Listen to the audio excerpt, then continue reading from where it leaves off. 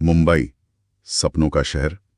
लेकिन हर चमक के पीछे एक साया भी होता है, और एस हुसैन जैदी की किताब डोंगरी टू दुबई हमें उसी साये की दुनिया में ले जाती है।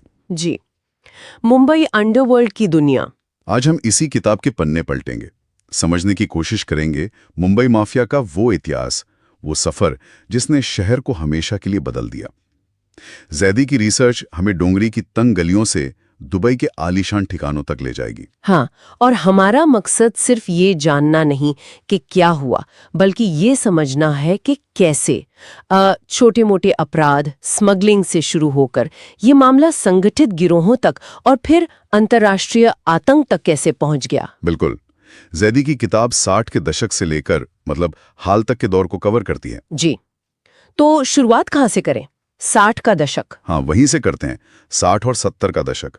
जैदी बताते हैं कि उस जमाने में हाजी मस्तान जैसे लोग थे। उसे कई लोग जेंटलमैन स्मगलर भी कहते थे, है ना? अजीब। हाँ, ये टर्म बड़ा दिलचस्प है, जेंटलमैन स्मगलर। किताब के मुताबिक उसने तस्करी को ऑर्गेनाइज तो किया बड़े स्केल पर, लेकिन वो सीधी हिंसा से, मारपीट से बचता था। और उसकी पहुंच फिल्म इंडस्ट्री, पॉलिटिक्स, सब जगह। जी, लेकिन वो अकेला नहीं था।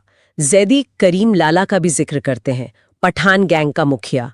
उसकी अपनी एक इज्जत थी अपनी कम्युनिटी में, यहाँ तक कि वो अपनी अदालत चलाता था। अच्छा, अपनी अदालत? हाँ, और फिर थे Varadarajan Mudaliar, south Indian gang. उनका धंधा था जुआ, अवैध शराब, लेकिन साथ ही वो गरीबों के लिए एक तरह से मसीहा भी थे। तो मतलब ये तीनों एक तरह के गॉडफादर थे उस वक्त के? हाँ, कह सकते हैं। जैदी यही बताते हैं कि इन तीनों ने मिलकर एक तरह का पावर बैलेंस बना रखा था, मुंबई को आपस में बांट रखा था एक तरह से। लेकिन ये शांति ज्यादा दिन चली नहीं। 80 का दशक आया और एक नया नाम उभरा, दाऊद इब्राहिम कास्कर। हाँ, दाऊद, और यहीं से अंडरवर्ल्ड का चेहरा पूरी तरह बदल गया। उसने बनाई डी कंपनी।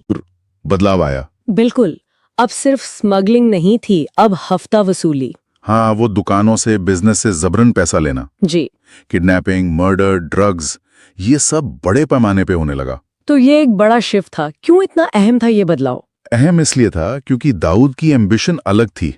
उसे सिर्फ पैसा नहीं कमाना था। जैदी लिखते हैं कि वो पूरे शहर पर अपना कंट्रोल चाहता था, एक छत